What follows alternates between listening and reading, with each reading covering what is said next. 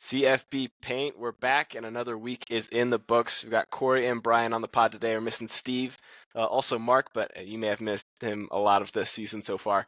Before we get into any of the action, I want you to go ahead and throw us a like, a subscribe, a rating. All those little clicks that don't take a lot of time for you go a really long way for us. So appreciate any support that you can give to the podcast in that way and help other people to come across the same content.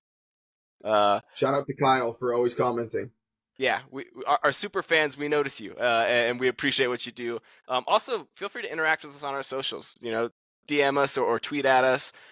Anything that you want more of on the show, anything you want our thoughts and insights on, we're happy to work into the show. With that, we're going to get right into the action. We've got a rapid round this week with just the two of us, and with a presidential election year coming up upon us. We want to go with who would be the better presidential candidate. Corey, is that how we want to phrase this? Let's just say politician, people that vote for us.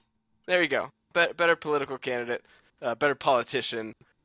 Corey, you give your thoughts first. So I tend to be a pretty likable person until I reach a certain point, and then I tell you what I really think, and then everybody hates me after that. So I don't know if I'd be a very good politician. I have come back from the dead in a few places. Just a quick little story. Basically, I got called out in front of, this is my last company, I got called out in front of a bunch of people for doing something that I shouldn't have done. It wasn't that big a deal. I told the boss it wasn't that big a deal. It wasn't right, but it wasn't that big a deal. And him and I went toe-to-toe in front of 60 employees. And therefore, I didn't get promoted in the next little while. And then they found out how good a hard worker I was and how right I was. They ended up firing my boss, and I ended up moving up, 2 different promotions after that. So you're going to hear the bad from me, but I'm going to I'm going to handle business. So not my finest moment, whatever. Yeah, long term, could be a good career politician because your track record will show well for you in the long run, even if a couple of things you said piss some people off in the short term. I think and I will piss people off, yeah, for sure. That will happen, but I mean, so it goes. I think the place where I give you an additional leg up on me is I think you're much better at being personal, on a one-to-one basis, and kind of engaging with people, sort of the glad-handing part of being a politician and building those sort of relationships. I just watched all those videos of people doing awkward stuff with their face or their mouth or their hands while they're at a presidential debate or whatever it may be, and I'm like, that is 100% what would be me, where it's just like the Ron DeSantis weird smile. If you have seen that from the Republican debate, I'm like, yeah, that's exactly. I'd be trying to be what should I be doing with my mouth or face or whatever. They'd catch it and they'd be like, look how ridiculous this guy is. I don't know. I think 2 comments real quick. Go ahead. Yes, I am a people person. I like to know people. At one point in time, I bet somebody that we had 220 employees in our company. And I bet someone, I was like, I bet you I can name 150 of them by name, off their face. And I got 165 of them. So I am that kind of person that builds those relationships. But I am also the kind of person that I talk out of the side of my mouth because I can't open my mouth straight. And people don't notice it until they know it. And then they're like, oh yeah, you do, because this side of my mouth is dead. For those that are listening, it's the left side of my mouth. The other thing I think about is those weird facial expressions, dad on the stand as a state president. Yep. All the time. That's very much, frowning face. Yeah, no, the sitting frown face is one that's perfected by him and passed down somewhat to his children. I just don't know if I have redeeming qualities as a politician. I think, yeah, I'm not I think you're amicable. But I'm sure. But I think sometimes I'm a little. I don't know if I'm quite as hard-headed as you need to be as a politician, if that makes sense. I think I'm too okay. I'll give a little bit here, and that works decent if you're trying to get something done at work. It doesn't work great if you're trying to get elected by people who think, oh, look how wishy-washy this guy is. So I'll give it to you as the better politician, and you can kick us off for the rapid round. We'll get to the college football, and I'll follow you up. All right. We should also set a post out. Who you got? Let us know in the comments who you think would be the better politician. If you're listening on Spotify, I'll add a poll for this. There you go. So this week, not a ton crazy. Some close games. That Auburn gets blown out, which is a little bit crazy. And then, but Florida State loses their quarterback, and I think that's the story. Can Florida? I think everybody mentally was like, Florida State may not have it easy, but they probably should win out against Louisville and Florida, and they probably should end up in the playoffs. Now with their backup quarterback, what happens? Where do they go? And then I think the other game that I like kind of paid attention to was like Oklahoma, like flirting with disaster against BYU. I watch a stat from I think it's Kelly Ford stats. If you look him up on Twitter, you can find him. He talks about like how much did we actually win this game, and were we actually winners? And he talks about your success rating for each play by play. And Oklahoma success rating was like net negative to BYU's, and they should have lost the game. But when you throw a 100-yard interception driving into the end zone on the 2-yard line, you're going to lose the game. Sometimes it's happened to Clemson earlier this year. It happened to BYU, and you can't win those games if you're tight when you do that. So fun week. I'm excited to see the Big 12 playoff race at the end, or not playoff race, championship contender race for next week. That's one I'll be definitely tuning into. Brian, what are your thoughts? We will dive into at least a little bit of the scenarios that can occur in this last week of the Big 12 title race.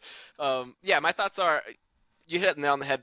The big story of the week for me is Florida State having Jordan Travis go down, because that was kind of your one lock team that you thought, okay, this one is going to make it to the playoff. And it had to do more so with Minus Georgia, right? well, not even. Like, I think Georgia loses to Alabama, and now it's not a sure thing. Like they have a real. Yeah, but I don't think. Yeah, I think it's maybe people possible. think they will lose. But either way, so like one of at most like two lock teams that you have in the playoff. Now it's no longer a lock because who knows if they can beat Florida and Louisville without Jordan Travis. Like they weren't a lock Right. because they were so much better than everyone. It was because they had the easiest path of all the top contenders.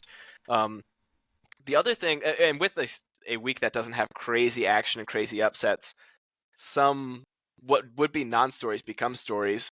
And I'm thinking of Michigan this week, who we'll talk about a little bit, but like they didn't look like Michigan that we've seen this year for the first time. They really looked to be having some holes in their game. JJ McCarthy did not look up to the standard that he had been playing throughout the year. Now, granted, this is one game; they've played 11, so you probably trust the 10 over the 1.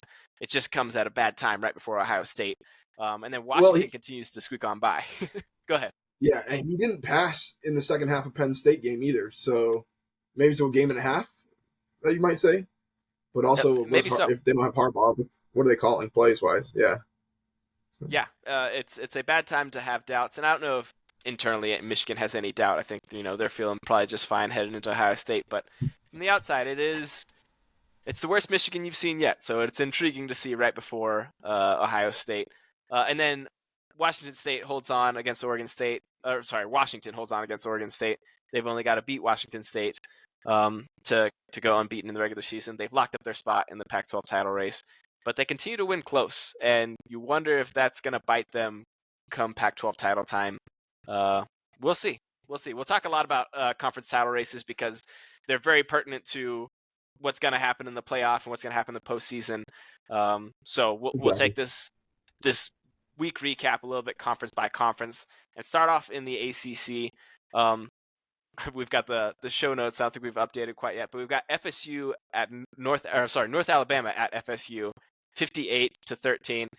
North Alabama gets off to a good start there. They have a few trick plays that hit. They run like a trick play every third play of that game, and Florida State's defense and special teams discipline wasn't there.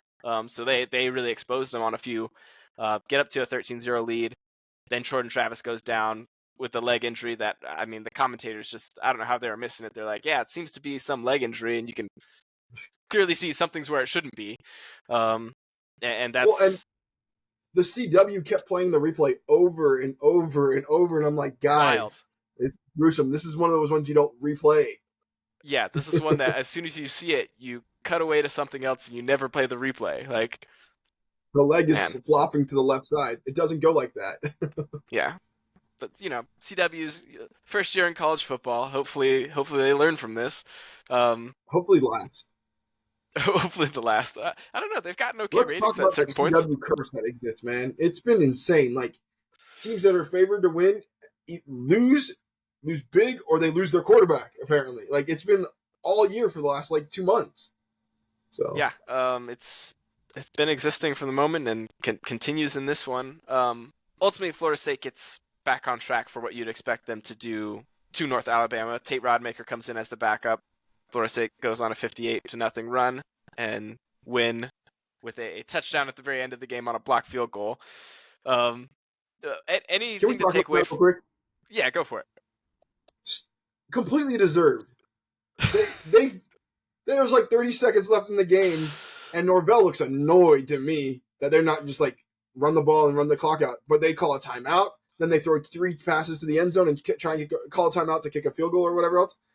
And I think like how Jordan Travis posts on his Instagram a picture of that play, and he's like, "Block this kick, go back and score, go back and score" from the hospital bed, because this is what you deserve. If you're gonna try and play this kind of game, you deserve to get scored on again.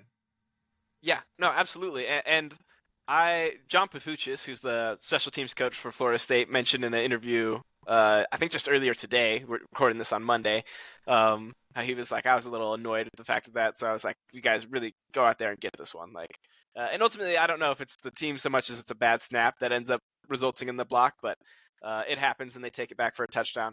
But I will say, from the North Alabama coach, like, me personally, I don't mind that he wanted to do that to try and get reps and stuff for his team. Like, it's annoying. It's very annoying, but like, you only have so much opportunity to play at somebody against this level. Like, why not squeeze out every rep you can? I kind of get it from their side. It's super annoying from Florida State. I'm trying to contend here. I'm trying to just get out of this game that I'm ahead by 40 points. Um, but Yeah, no, I can see I it from wouldn't both give up sides. either. You what? I wouldn't give up either, you know. So I get it, but like still, it was you was watching the Norvell being annoyed, and then Yeah, no. he blocked it. And that's the So thing is like if you're gonna keep playing, that's fine. We're gonna keep playing too, and you have to live with that. So exactly. so like you got what you had coming to you, but I anyhow, not a huge to do. Any takeaways from this? I guess like your predictions on what this means for Florida State for the next 2 games. You know, we'll look at the playoffs, but like, what do you think this does to their odds versus Florida and against Louisville? So conveniently, and we can get to this later, but Florida loses their starting quarterback in their game as well. So both teams will be Conveniently playing for with Florida backup State, quarterback. inconveniently for Graham Mertz, but yeah, Conveniently for both teams, you know what I'm saying? Like inconveniently for Travis, and yeah, exactly. yeah. Whatever. Um, but it ends up being like interesting because I think Max Brown is super mobile and way more mobile than Graham Mertz is. So it's going to be interesting because he's going to test Florida State's defense in a lot of different ways, and you have pretty much no tape on him. The other thing that you got is you have a week for Tate Rodemaker to pretend, or not pretend, to plan to be the quarterback for Florida State, and he hasn't ever done that. He's come in cold against Louisville and won the game, and then he's played sparsely in other games. But the pedigree and the opportunity to be good is there. He's got probably the best arm on Florida State's roster, to be honest, like deep ball and most power. And he played at Valdosta in one of Georgia's hardest regions out of high school. His dad was his coach, so he coached his kid. If he's able to get the reps that they need within this game, this offense could still hum and dare I say hum better than what Jordan Travis did. He doesn't add the running opportunity, and the offensive line is still going to be porous because there's a lot of injuries. But if they can get the deep ball and the passing game going, I mean, I think there's a chance that this team could be pretty good. I also know that if we revert to old Tate Rodemaker, who would come in occasionally, you're going to get 4 interceptions in the first 5, passes. So it's a scary thing, honestly. I think you beat teams based off your defense. This is a reason why Adam Fuller just got made or a semifinalist for the Broyles Award, because his second half adjustments on defense have been insane all year. Like he allowed a total of 55 points all year in the second half. That's a winning recipe. I mean, you're averaging less than 5 points a half. That's incredible. So we'll see how it goes. Louisville scares me. I mean, they'll scheme people open. They're good at that. So Yeah, that's the one. I think you can get this Florida win. And looking at last year, you have Tate Rodemaker come in and come back on the road against Louisville. So he's played in a yeah, road environment. It's not the swamp, but he's played in a road environment. Um, and threw an interception to start it off. Like, could have gotten rattled, didn't. I do wonder if he's one who will just kind of zero in on a target or two, because last year against Louisville, it was all right. Johnny Wilson's got the mismatch. I'm going to him all the time, and that can be to your benefit if that mismatch is continually there. It can be to your Mhm. detriment if they start to send extra help and you force it. And we'll Yeah, see kind of what games are played on the defensive side of things there. But um, yeah, he's a quarterback who can sling it, but he's one who you definitely don't want things to get off schedule or out of whack for the play, because he's not going to weave. and his pocket awareness is not there as much either. No, Yeah, no, he scares you. I don't know. He got sacked twice in this game against North Alabama, and both times I was like, I feel like this ball's coming out. He's able to hang on to it, but yeah. didn't inspire confidence. Staying in the ACC, Louisville gets the win against Miami. Close game. Tyler Van Dyke has a really good game for a lot of it. They go 30 or 38-31, so down to the end of the game. I didn't get too much eyes on this. I've seen some highlights, but did you have any thoughts from the Louisville Miami game? Miami kind of bites himself in the butt at the very end with some penalties and some bad calls. And honestly, if a game comes down close to Mario Cristobal and Brom, like I think we're all probably picking Brom to handle it right.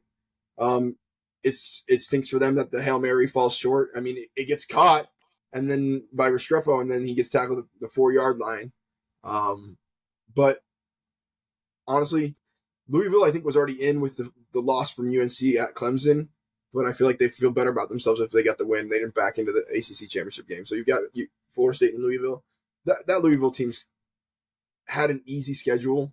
Honestly, if I'm like power rating Louisville, I'm putting him in the 17 to 21 range rather than in the upper ranges. Like I think they're not that great a team, to be honest. Um, but I do think that this is a team that can bite you at any point in time, and they'll be pretty well coached. As we saw, they kind of dominated Notre Dame earlier this year, but with a great game plan. And if they have a great game plan for Florida State going in, they're going to smoke them Yeah, potentially. I think that's a really good evaluation of who Louisville is as a team. Like, they have athletes to really do some damage, but they're not so good across the board that they are actually what you'd typically consider amongst the top 10 teams that we see. Right. That said, they've taken full advantage. Sometimes you have these windows. You have a year. Yeah. I think about Miami last year, where they had a really weak schedule, but just kind of couldn't get everything right together to have that awesome year. Louisville had a similar situation, really weak schedule, but they've maximized on it. Like, not only Mhm. did they win the games we expected them to, but also, oh, we're going to show out against Notre Dame. Those sort of things we didn't anticipate coming into the season. So a Exactly. lot of credit to Brom and those players over there. Once again, the title game is already set up. It's just a matter of does Florida State get there undefeated, and can they get over the hump? Time will tell, and we can dive more into that in preview stuff. But we'll keep things moving to an extremely interesting conference. We have the Big 12. So quickly, some results from there. Texas, they don't look great, but they win comfortably ultimately against Iowa State, 26-16. Oklahoma looks not good at all in Provo, Utah, playing in the 10 a.m. slot, or sorry, the noon slot. We're in Mountain Time, so 10 a.m. for us. But they get a killer pick six towards the end of the game, as the game is tied at 24, end up winning 31-24. Kansas State holds on to beat Kansas 31-27. That keeps their Big 12 title hopes alive. I don't know if we want to go. Oh, Oklahoma State. Oklahoma State's the other relevant for the conference race. A bit of a Mhm. shootout with Houston, but ultimately winning by a couple scores, 43-30. So they're still in the comfortable second spot. Nobody has locked down a conference title spot up to this point. Even Texas, who's in the lead and has a game ahead of everyone, they're still not guaranteed to make it in. Oklahoma, Kansas State, Oklahoma State, and Texas all have the opportunity to potentially make it into the Big 12 title game. I guess we can start with the games. I know I was watching the BYU OU game. Corey, I don't know if you got any eyes on that one. Anything you want to Yeah, I share with? watched quite a bit of that one as well. Um, BYU's quarterback, what's his name, Ratzliff or whatever, I can't say his name. Um, Retzlaff? Ratzlaff. He looks to be his mobility is added another dynamic that Keaton Slovis didn't have earlier, and so it's made BYU's offense when there isn't anything there, he's able to make the plays that they need to. It also opened up the kind of the run option game in that game. You saw a lot of read option. and that allowed them to be successful and open up holes for you pull another defender out of the box essentially because he has to cover the quarterback. So I think they did a really good job of that and leveraging that. They exposed Oklahoma's running defense. I mean, in all respect, BYU has not run that ball that well this entire year, and they seem to be running at will quite a bit against Oklahoma. And even then, he still has a pretty good arm. I'm interested to see if this kid does this, takes a starting job next year, and if they roll with him because he's. I know people that like don't think he's that good. I think he's pretty good, and that's a quarterback I would want for my future. So I'm excited about how he played. BYU's defense plays pretty well, keeps them in the game, and it's sad. It's a pick six that, I mean, you drive the entire field, you get down to the one or 2 yard line, and then you throw a 100-yard interception, and then you drive the entire field again like it was no problem and got in, and then you just couldn't finish it at the end. Oklahoma's defense kind of bowed up, so it's rough for you, but Oklahoma, like it's happy. If I'm an Oklahoma fan, I'm happy I skipped with the win. Provo's a hard place to win. At a 10 a.m. slot is a weird place to play, so especially like when you're traveling, it's even earlier. It feels like, but I don't know. It all worked out. Yeah, Oklahoma has just been a little shaky on the road. Like that we've seen it repeatedly down the back half of the schedule where they were looking like world beaters at the beginning. They get the Texas win in the Cotton Bowl, and then just kind of tough game after tough game after tough game. They've gotten wins in some of them, but it has not been easy, smooth sailing. One thing to note in this game is that Dylan Gabriel did go out at half. I think it was a head injury, they said. So Jackson Arnold, the true freshman, does come in. Jackson Arnold is one who, long term, we believe is going to be a very good player. He's a big talent out of high school, and think he'll have a successful career at OU. But I'll say he didn't have his greatest game. Missed a few shots that he was taking when he was first put in the game. So you didn't have a 100% with Dylan Gabriel going up against BYU in the second half. Still, you would have expected a little bit better performance from the Sooners, but hey, it's the end result that matters, and they get the win. I'm on the same page as you with Retzlaff. I think he's a pretty good player and a nice piece to bring back. I think there's a few pieces of this BYU team where it is not a complete team by any means, but there's a few young bright spots, and you go, okay, that's going to be nice.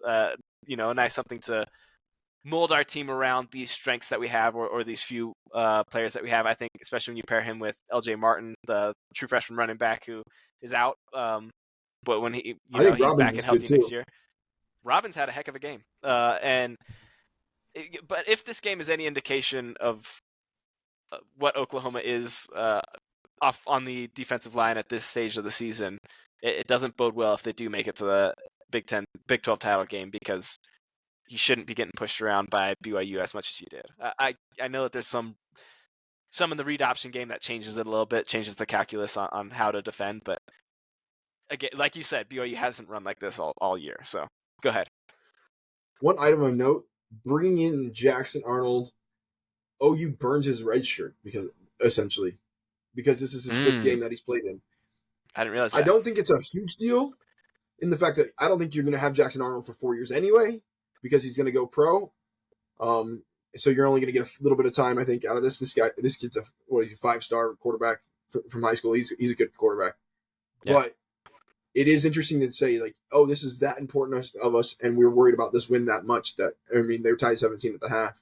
That you bring in Jackson Arnold, and you're like, listen, we'll burn the red shirt because we want to get the win. He does okay, 5 for 9 for 33 yards. They don't move the ball a ton, helped out by the defense. So that's what happens in the end. But yeah, interesting little tidbit. The only other game from this conference slate that I caught any of was Texas Iowa State. Texas has had I don't want to say a little bit of trouble. I feel like they've had to settle for field goals more often than they've wanted to. They haven't been as dominant as they've hoped to. That said, they've been winning, and when they even some of these close ones that they do have, like against Kansas State, you go, yeah, there was some kind of freaky plays where it led to it being closer than you expected it to be. I think it's Texas is a team with a little bit more of another gear that we haven't seen since Alabama. They got that win against Alabama, and since then we haven't seen them quite perform at the very, very top. I think Sark's doing a really good job with them. It's just kind of getting the right thing to click at the right moment. But they are in pole position, ready to, if they get the win next week, be in that Big 12 title game. And, you just hope a team or two gets knocked down and you can jump into that playoff. Cord, do you want to, I guess, paint a little bit of the picture for what the Big 12 title, uh, what it takes to get into that championship game? You'd have to go into every Oh, okay. variation, but it's interesting. I'll do the long story short kind of thing. If Texas wins, they're in. If Oklahoma State wins, I think they're pretty much in. Then after that, it's like if Texas loses, then you have this weird kind of scenario of 2 of the 3 teams win, then Texas could potentially be out, and you go into 4. The 2 of the 3 teams that have 2 losses. You have a weird what do you call it? Weird tiebreaker that you have to go into. Let's see, if Texas wins and Oklahoma State beats BYU, they're already in. If Oklahoma beats TCU and Oklahoma State losses, OU's in. Everybody's got a chance. Kansas State is on the outside looking in the most, and basically, Oklahoma State and Texas control their destiny. If they win, they're in. Thanks to the Big 12 qualifying or clarifying their tiebreaker rules. Oklahoma State already holds the quote-unquote tiebreaker, even though they probably didn't hold it beforehand, which I don't know if you've read into that at all. Essentially, they kind of changed the rules mid-year. They made their rules right, but you still change the rules. And basically, it's like if the team has a tiebreaker against the other teams, because they played Kansas State and because they played OU and they already beat both of those teams, they essentially hold the tiebreaker over those teams. So that's where we stand. Those 2 teams win, that's the championship. If they lose, we start getting a little bit of chaos. So it'll be fun. Speaking of potential teams losing, Oklahoma State, decides not to show up for the first little bit. I think they're down 23 to 9 at one point in time in this game. And then all of a sudden it's like, click, and they roll off 400 plus yards and 43 points, or, whatever 43 minus 9 is. And they end up winning that game pretty handily. But, this is the same team that kind of struggled in UCF. So at least they're at home, but they lost to UA or Southern Alabama at home. Maybe BYU beats them. Who knows? Yeah, kind of struggled at UCF is one of the biggest understatements I've heard in my life. But yeah, we saw one team and it just looked like a different team. They came out and it was just, UCF is kicking. It was a family show, kicking them up and down the field. Could be exciting. But the tension is there all the way to the final week of the season in the Big 12. We love to see it.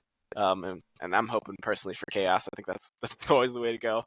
Moving to a race. You want another bedlam too, huh? I wouldn't mind one. I wouldn't mind seeing Texas lose, Oklahoma State and Oklahoma get wins, and then you have another bedlam after Oklahoma State's made a big deal of they've walked away from this. We won the last bedlam, and then the Sooners get another shot. I think that'd be fun. I think that one would be fun. I think if you got another Red River, that'd be fun because I think most of us would pick Texas, and it'd be crazy if Oklahoma won again. Just kind of whatever. Oh my gosh, I can't imagine. I would love it. That would be. All right, we're gonna keep things rolling along. We're gonna go to the Big Ten. This one is a lot more cut and dry for who's gonna be in the title game. Iowa gets a 15-13 win over Illinois this week. That's a very Iowa score. They're 9-2 at this point in the season.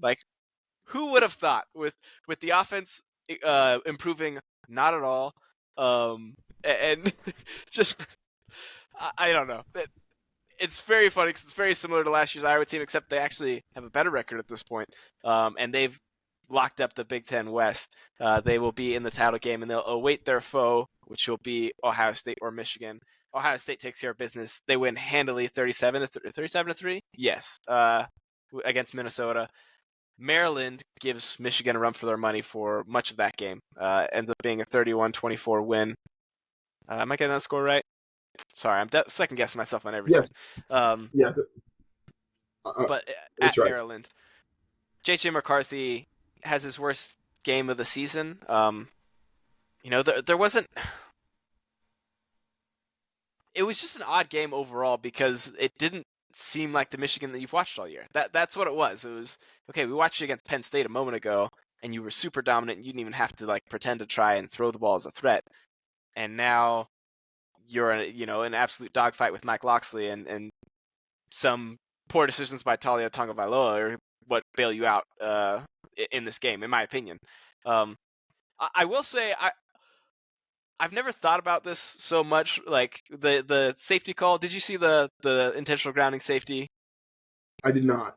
Okay, so Talia Tagovailoa throws it out. He's standing in the pocket, right? He's not even rolling out. Standing in the pocket. He's getting blitzed. He's about to get sacked in the end zone, so he throws it like 15 to 20 yards short of where a wide receiver is. Because if he threw it all the way out there, it would have been interception for sure.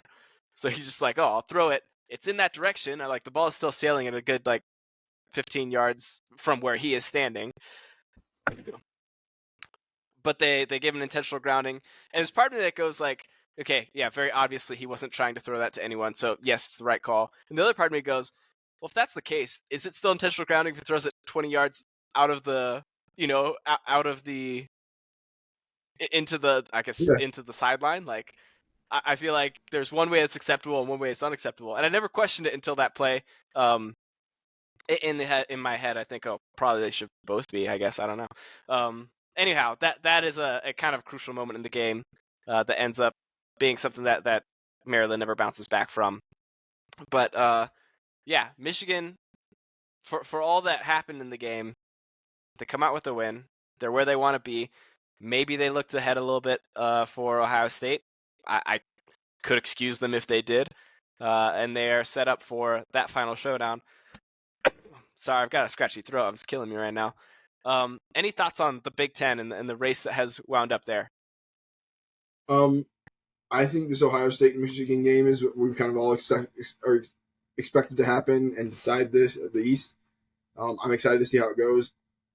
I do feel like my opinion of who might have won is kind of getting a little bit more leery than it would have been the last 2 weeks. So we'll see what happens. The other thing I was going to say was Iowa. They have averaged 17 points a game this year. Their opponents have averaged 13 points a game. That's just sliding by the skin of your teeth in every single game, and you're still doing whatever you need to do to win. Like, if they pull out the Big Ten championship, that will be a great thing. They are not favored against Nebraska this week, though, which is crazy because Nebraska is a 5-16. Yeah, But I think they're 2-point dogs at Nebraska. But I mean, they continue to play these games that have high scoring baseball scores, and they're getting the wins. So uh, I'm loving Nebraska, or not Nebraska, Iowa football this year. It's giving me everything from last year, all the nostalgia. Um, and there was a lot of talk in the offseason. Not a lot of talk, some talk. Caden McNamara in particular was talking about how I hope yeah, people keep talking, and nothing was different when we got here.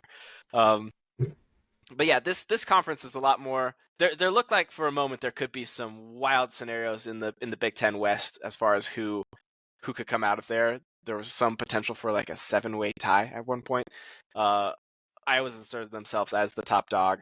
If they can get that win against Nebraska next week, they could be 10-2 this season. I can't imagine a 10-2 team that would power rate lower. I should say in the Power 5 that would power rate lower than Iowa. It's crazy, but hey, it's you play the games that you have in front of you, and you get the win at the end of the day. I kind of don't care how you did it. Like, it's a very impressive yeah. season despite your limitations, and Well, all credit to the let's be Hawkeyes, and honest. Their defense is insane. Like everybody talks about Michigan's defense and unbelievable. the fact that they played nobody. Michigan's allowed 83 points this year. Iowa's only allowed 99. So like they're pretty close to on par. And then like if you go like the next best team in the Big Five, it's like or in the Power Five, I think we're looking at like 100 and maybe 35 points by Georgia. Maybe that's the next one. I'm just looking off the top of my head. Uh, so I mean, like you're talking substantially better than everybody else. Oh no, Ohio State. Ohio State is only allowed 71 points. In conference. So I'm looking at that. Sorry. So they've allowed 136 points overall, which puts them like right there with Ohio State and Michigan, who's allowed 99 points this year. So Yeah, it's been very impressive on that side of the ball. The one thing I'll touch on before we leave the Big Ten, Northwestern has announced that David Braun will be the head coach going forward, the interim coach this year. They've had a much better than expected season. All credit yeah, there, and kudos where it's deserved. He's earned himself the I job mean, yeah, there. Bulldogs did this last week because of the win. Yeah. So Um, And actually, we'll circle back around. I missed the firing at the ACC level, but we'll come back around to maybe some coach talk at the end after we swung through each of the conferences. My bad on that one. Anything left on the Big Ten before I move on? Nope. All right, in the Pac-12, the action keeps moving. This is the conference that has had a lot of exciting games in the last several weeks. And we had one this last Saturday with Oregon State taking Washington to the brink. Washington gets out to a good lead and is ultimately able to ride it out and hang on. But not the best Michael Penix performance we've ever seen. Some good DJU, some bad DJU, all in the same game. I don't know if you got eyes on that one at all, Corey. Yeah, I feel like Any the any thoughts safeties on kind how of that? I feel like the safeties what kind of what did them in a little bit, but also Washington leaning a little bit more on the run these last 2 or 3 weeks. I mean, I think they ran for like 300 yards last week, and they run for another 110 yards this week, leaning on their runs, and in a dirty game, in a game that was wet, in a game that's kind of a little bit of a struggle potentially to hold the ball, they find ways to win, and they keep finding ways to win. And I think if we're going to give Iowa credit, we got to give Washington credit for what they do. Um, I think I still favor Oregon against them if they end up in there, but they're showing multiple ways to win, so that's what exciting about them. Yeah, Washington.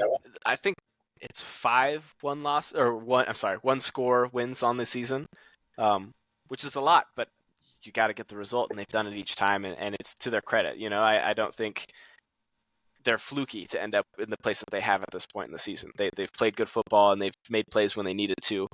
Um, you also have Arizona who gets the win over Utah in emphatic fashion in the Pac-12 this week. Arizona is the team on the outside looking in as far as this title race goes. So Washington has punched their ticket. They are into the Pac-12 championship game. Oregon wins or does it with a win against Oregon State next week.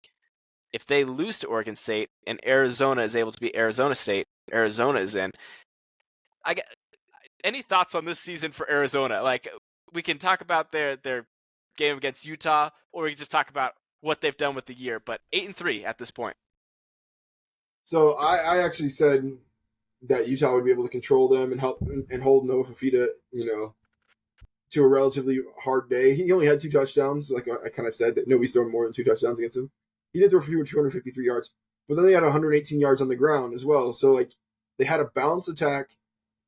Jed Fisher this year has done a great job with this team, and Noah Fafita is the find for this team. He's the oil that makes this thing hum. They have a lot of good pieces. They just didn't have as great a quarterback as they needed to, and they're very lucky that the starting quarterback went down and got hurt, and that they ended up with Noah Fafita for the rest of the year. They've won. I think they're on a 5-game winning streak, soon to be 6. No offense, to Arizona State. And could they get into the Pac-12 championship? And if they do, this isn't the same Arizona team that's they played. I mean, this is the Arizona team. I think didn't they play Washington to like a 15-9 game at one point in time this year? I can't remember off the top of my head, but it was I'll a check bad on game. that I while you're thought. talking though. Yeah, it was 31-24, so it was a close game Yeah. previously in the desert. But it's So yeah, 31-24. Like you got a chance to be pretty good. You could beat this team. Like you could make everything crazy in the last year of the Pac-12. Like that'd be awesome. yeah, I would love it. And the job that Jeb Fish is doing there, the job that that offense is doing. Um, I mean, if you're in the Big 12 right now, you've got to be like, oh no, like they're bringing back enough talent to cause some real problems when they get here.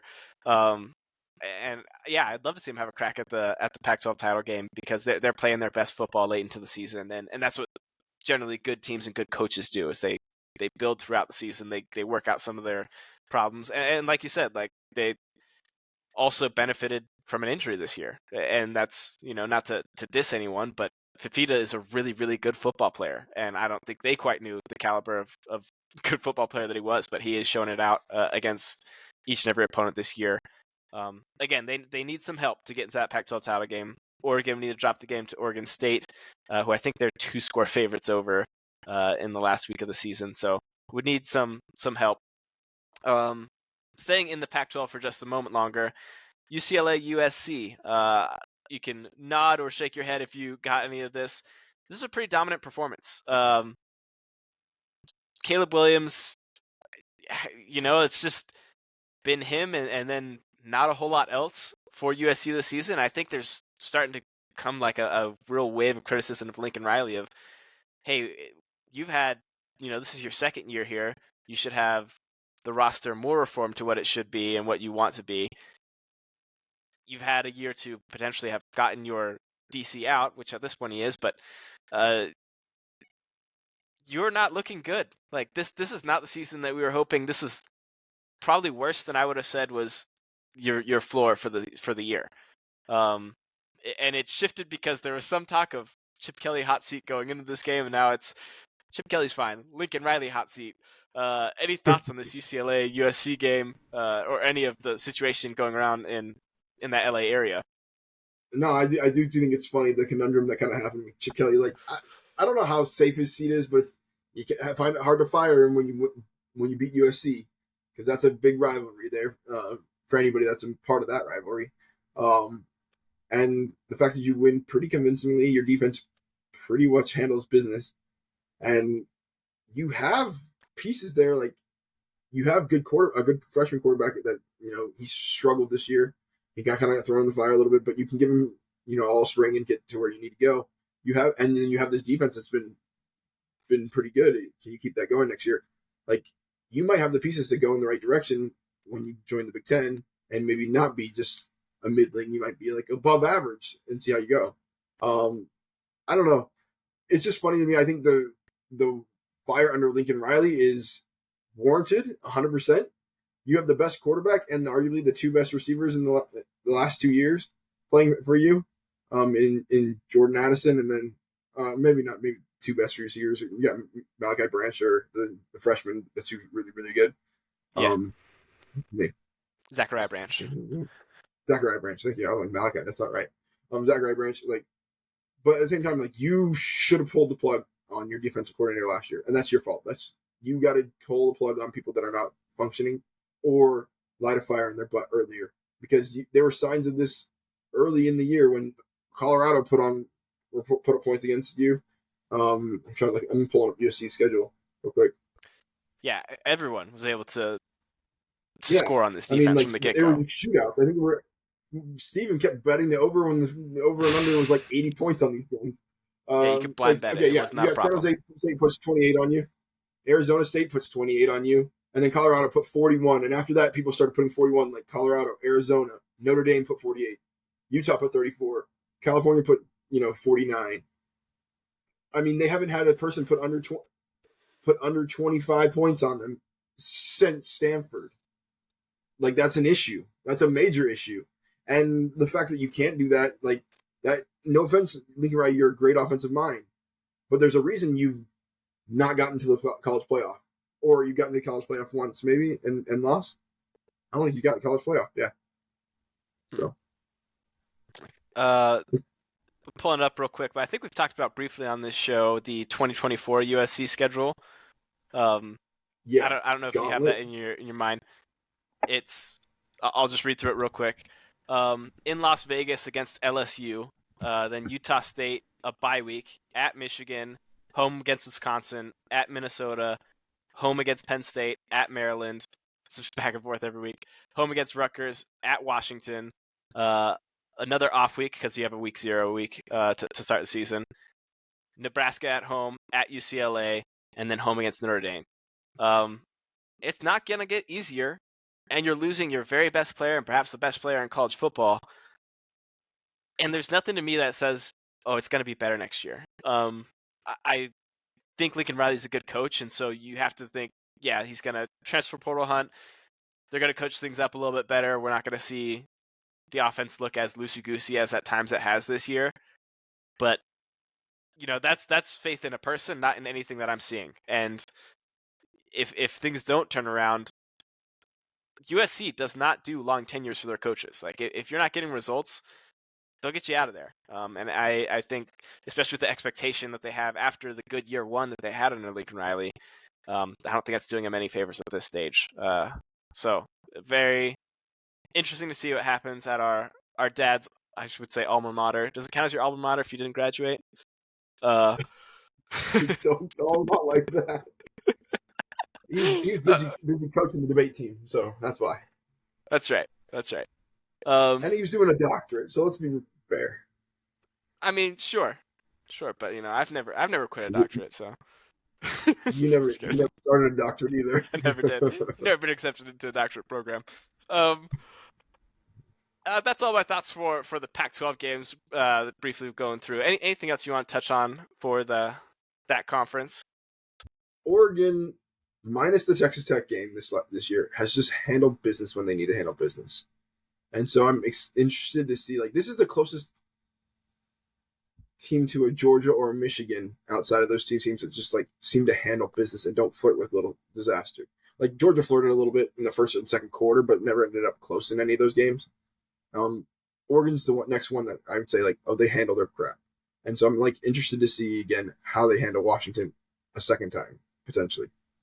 Yeah, I'm wondering if that game doesn't get out of hand. I think Oregon might be that much better than Washington. I don't know. Be careful We'll how see. you say that around. What's that? I said I feel. You said be careful who you say that around. I feel like Washington's gotten a ton of bandwagon fans lately.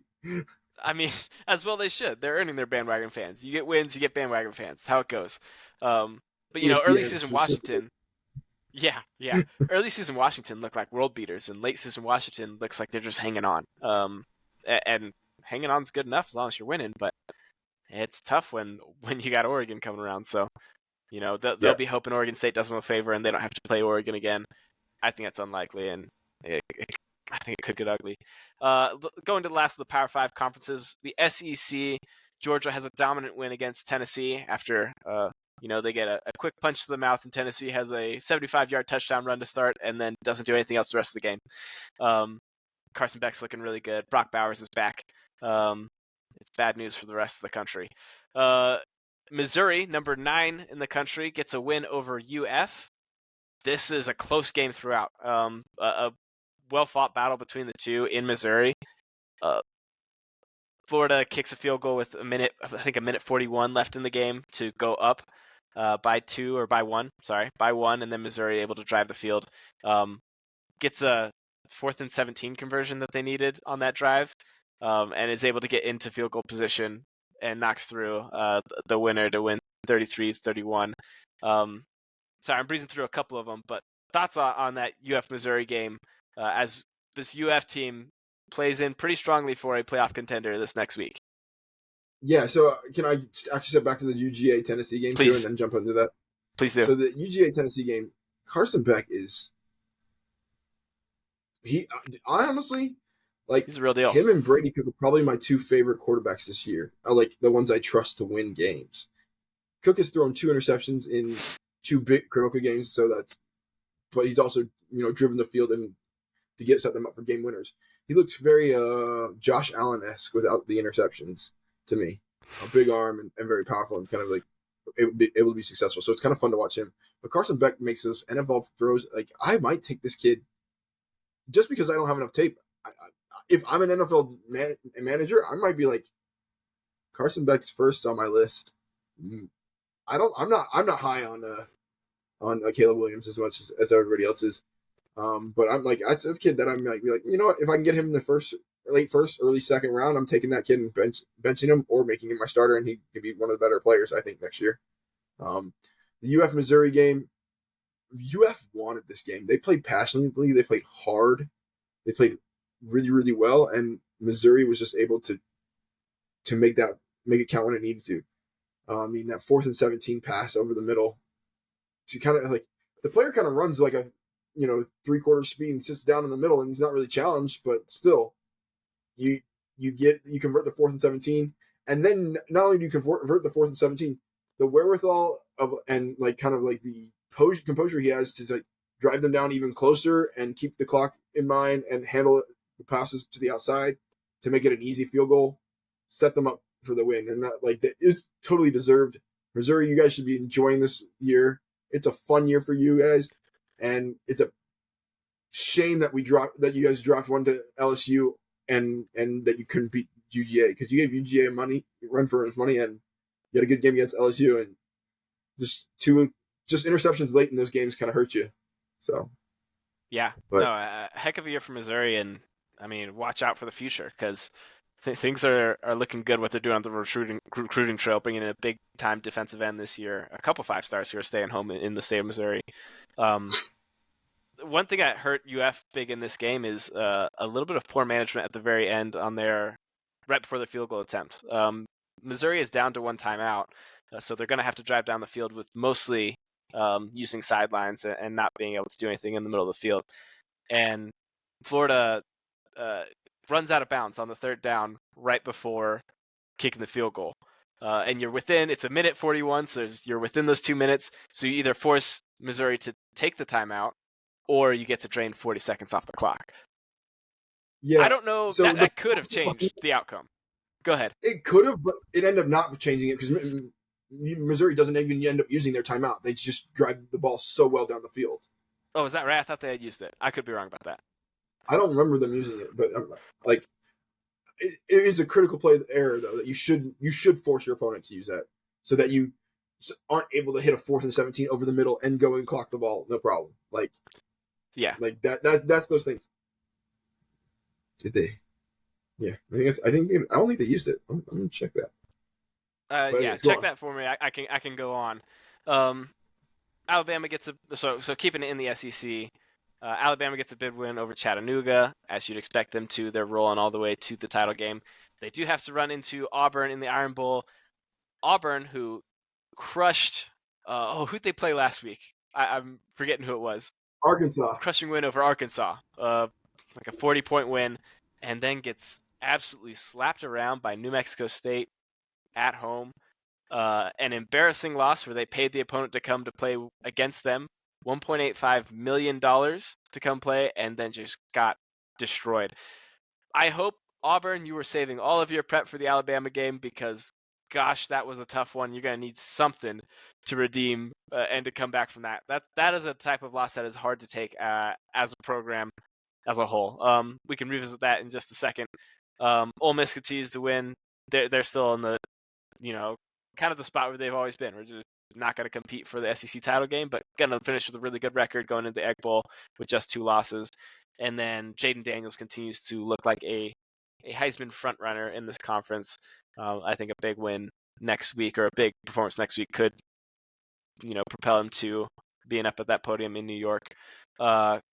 Corey, going back to, I guess, whatever you search, but also New Mexico State, Auburn. Thoughts on either of those two? Yeah, I know that they do use a timeout. Missouri does use a timeout, but I thought for some reason they had 2 timeouts left, and then they had, but maybe I'm wrong. So they do end up using a timeout in the last drive. So, my thoughts on the Auburn game. Yes, please. Is that what you said? Yes. I don't really have thoughts. I mean, I would hate to just pay 2/3 of, or like a fourth of what I pay my head coach for a team to come in and beat the crap out of me. Does this matter in the grand spectrum of things? Absolutely not. Auburn's going to have a great class coming in. They're going to flip a 5-star from Texas A&M in Cam Coleman. Yeah. They already have a 5-star receiver that they flipped from Texas already. Cam Coleman would be the second one, and I wouldn't be surprised if they don't flip a few more people. Like, this is going to be a great class.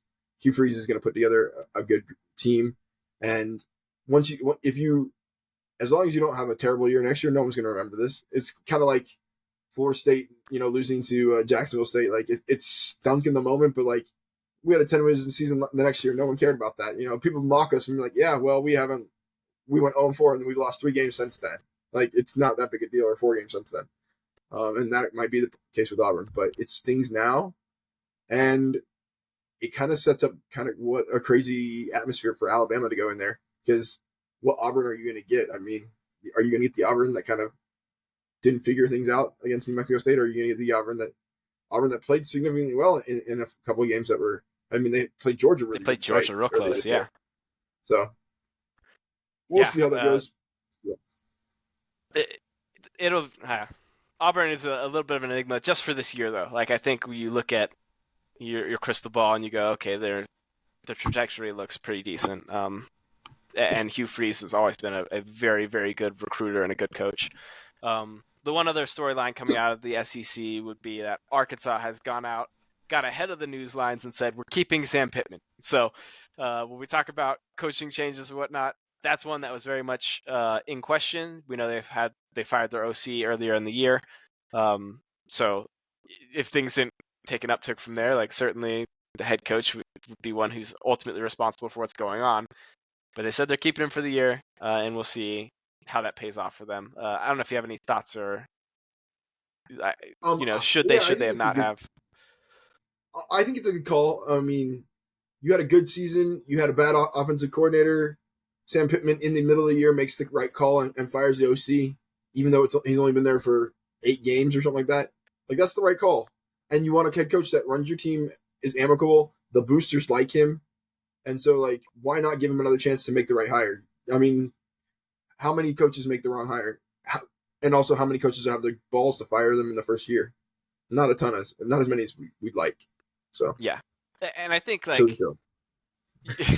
you got to look at the conference that you're in and the people that you're playing, and what is my actual expectation for this coach long term. I know this year has not been to the liking of Arkansas fans, and personally, I would have expected a little bit better, but um, it's good to see when you're a little bit smaller, when you're not the LSU's and the Alabamas and the upper echelon, historically the Floridas or the Georgias of the SEC. You should probably practice just a little bit of patience, unless you wanted to have a revolving door for your head coach. Give him time, let stuff be And established, also and now with this early signing period, we see that with this early signing period, if you fire coaches quickly, it gives you multiple poor classes, and you're not in a good shape to go be successful. Then you end up having to wait anyway. yeah, So you have no option but to give that next coach time. Otherwise, you throw yourself right back in the cycle, which teams have finally gotten a little bit wise to and thought, okay, well, hang on just a little bit longer and figure out if this is really something or not. But like in the recruiting battle, like if a player is just beneath that top where he can go to a top team, like he's going to want to go to somewhere where it's stable, where he knows, oh, this is going to be my coach for a long time. I think that's a big thing to be able to sell and something that they'll be able to provide if Pittman can work out in the years coming. That said, the reason you have to say it is because he's on the hot seat from the outside looking in, so he will have some work to do in throwing that off. Any last thoughts on the SEC before we keep things rolling? Yeah, nope, that nothing else. title game is already set. Alabama versus Georgia. They have games to play, but nonetheless, they will meet each other in the title game at the end of the season. For the group of five, looking at some of the matchups there, Tulane continues to be just extremely solid. They beat FAU 24-8. I think that's now 10-1 on the year. Correct me if I'm wrong, but I think that's only one loss, That's and right. it's With the loss to to Ole Ole Miss. Miss without Pratt. So Yeah. you're having a heck of a season there. UNLV continues to be one of the most surprising teams of the year. They get a win over Air Force, who's started off undefeated for a long time, have dropped, I think, their third game at this stage. Coastal Carolina gets a win against Army. Coastal No, Carolina having a Army good wins. year. Army wins? Oh, I have that wrong. I did not watch that game. I'm just reading the show sheet here. Um, I Yeah, missed that so entirely. Army wins 28-21. They started the year off 2-6, have won their last 3 games, smacking Air Force. Granted, Air Force has a lot of turnovers. Beating Holy Cross, which in a tight game, which is you would imagine that would be that. And then Coastal Carolina 28-21. So they have a chance to be bowl eligible if they win this game against Navy and the Commanders Cup if they win the game against Navy. Like, I think that's a lot more than we expected them, especially since they started off 2-6. Although they surprisingly had a good win against UTSA early on in the year. Yeah, yeah. Doing a little bit of a reverse Washington State here with the poor start and the strong finish. Um, yeah, that Yeah. would be a heck of a thing to win get that win against Navy and head to a bowl after the way the year started. I mean, yeah, good on Washington. Coastal Carolina still had a heck of a year, but uh, not a game they would have liked to have dropped by any means. No. New Mexico gets the win over Fresno State.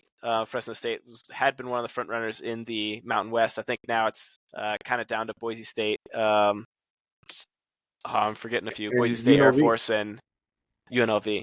Thank you. Um, and then James Madison, the darling of all of America, because they can't make it to a bowl game this year, drops their first game. They had game day come. They play Appalachian State. They dropped their first game in overtime, 26-23. I didn't get eyes on this one. I was bummed because they're on my win totals team. But all good things must come to an end, and a heck of a year that they've had, and kind of a good 2-year stint that they've had in the FBS level to announce their presence and what their intentions are. Any thoughts on any of those games, Corey? Looking over the top of the group of 5. I kind of give my thoughts on Army. The only other game I would talk about is James Madison. I mean, you're 10-1.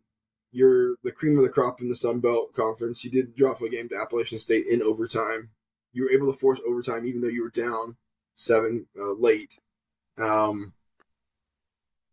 Yeah, it makes me sad that they're not going to be able to be in the conference championship or in the a bowl game. I have heard that there's litigation being filed against the NCAA to see if they can.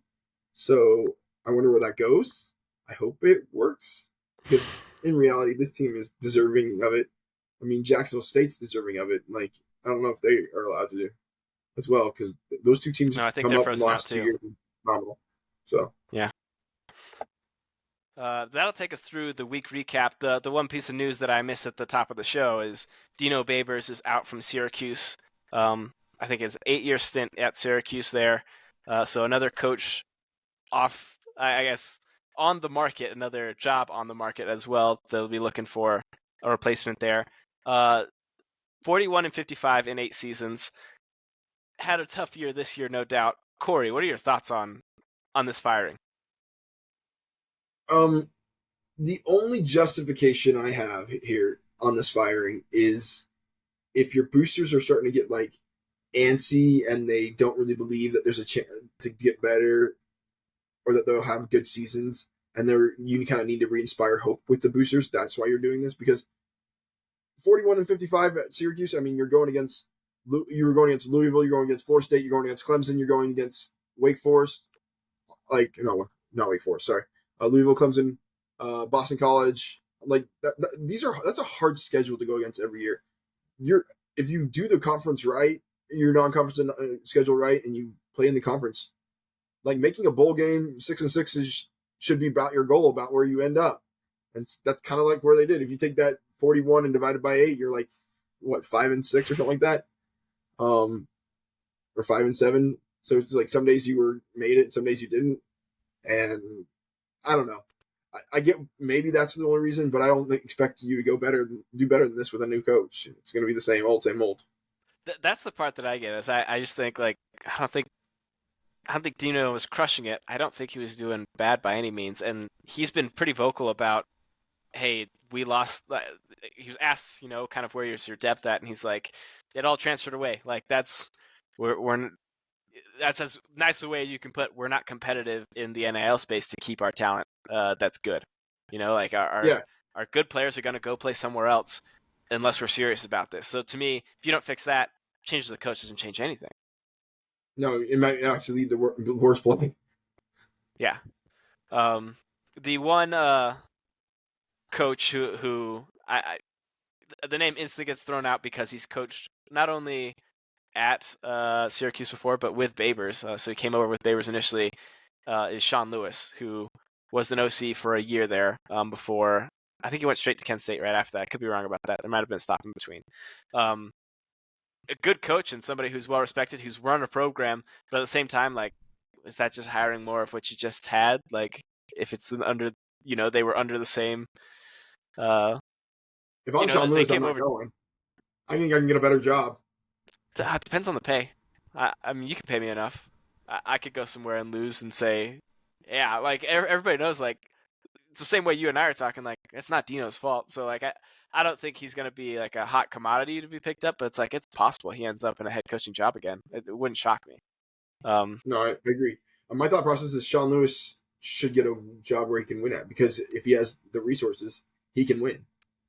He's proven it at the level, so I'm not going. That's why I wouldn't go to Syracuse. It's like you and I, yeah, we go because we wouldn't win. But Sean Lewis can win. That's true. His ceiling is Steven's the better coach out of all of us. That's true. His ceiling is higher than Syracuse. So that would be, I guess, yeah, that would be a good reason why not to.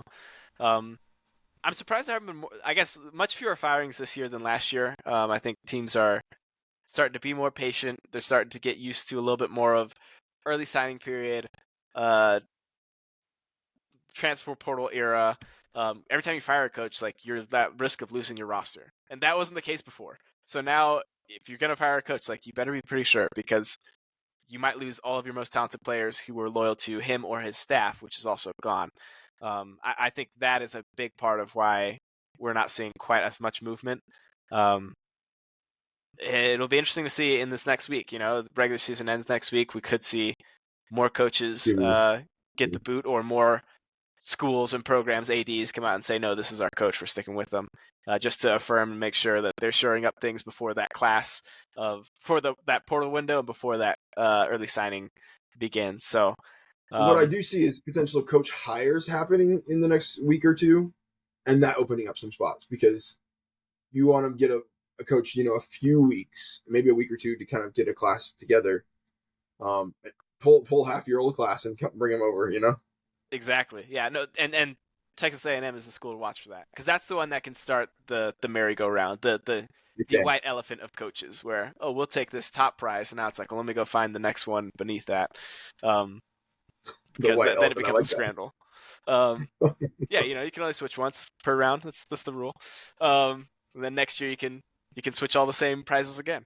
Um, I yeah, I love coaching carousel stuff. I love the stuff that happens in between. So I'm excited for that. I'm also intrigued to see who are the players that jump in the portal after this next week. It is a time where it starts to get just a little chaotic right before bowl season, and everything's up in the air. It's also the most crucial time for recruits to decide where to go. It's become this perfect little nightmare for coaches. It's a perfect storm for somebody like me who likes not only the on-field stuff but also the speculating of what's going to happen next year and what's the future going to look like for a little bit. It's very selfishly, it's an awesome time of the year. So that's coming up here. But that'll take us through the week and through the news of the week. Corey, I'm gonna pass it over to you. Any parting shots you'd like to give out for Well, this week? Steve texted us and said he had some party shots for Auburn, and for Florida.